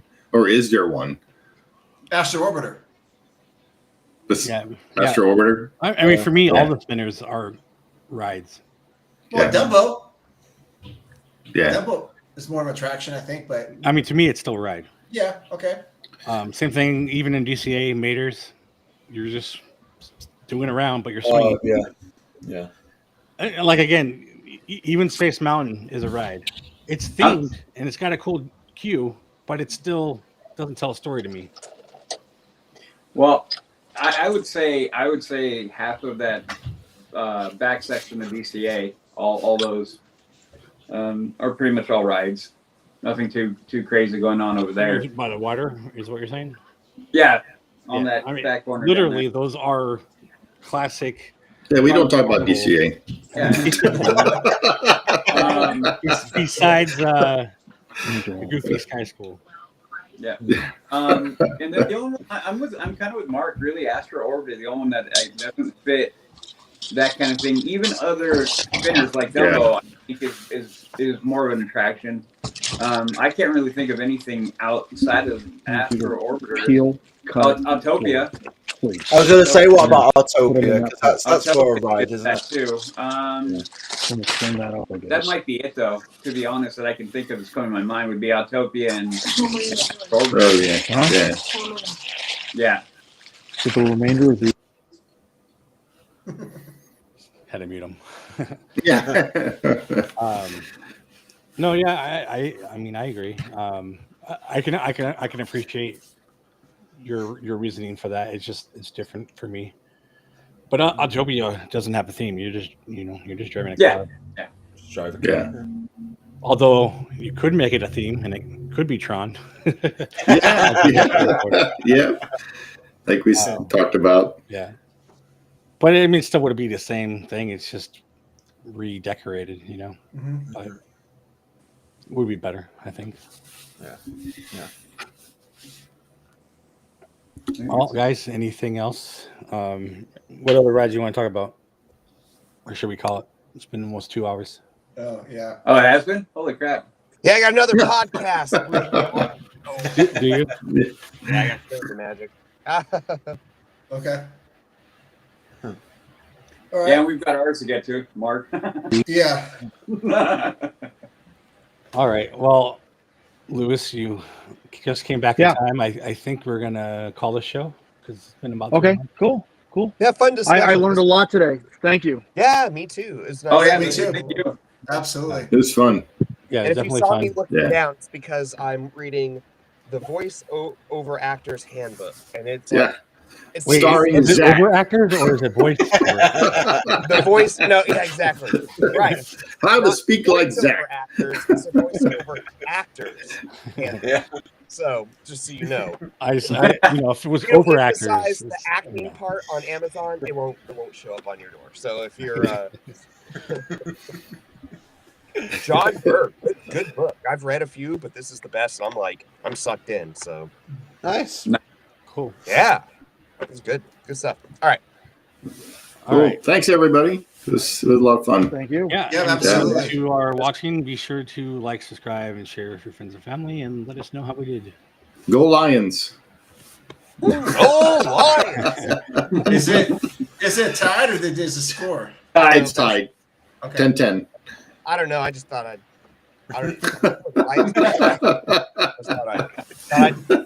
just didn't want to be left out. So, all right. I also just want to say, if you guys want to send us a voicemail, you can follow the link in the description. And if you leave us one, we will play it again in the next episode. All Yep. right. You guys have any last words? Anything you want to say? Thanks for having us on. Yeah, thanks for having us on. Yeah, thank you for having me on. It's super fun. Yeah. Always Really funny enjoyed it. with all you guys on. Yeah. Makes This this was- so much better. So, Yeah. It's cool. Yep. all right. Well, until All right. next time, we'll see you Good guys. night, Zach. Peace. Bye. Good night, guys. See you everybody. For him. Cool. See you later.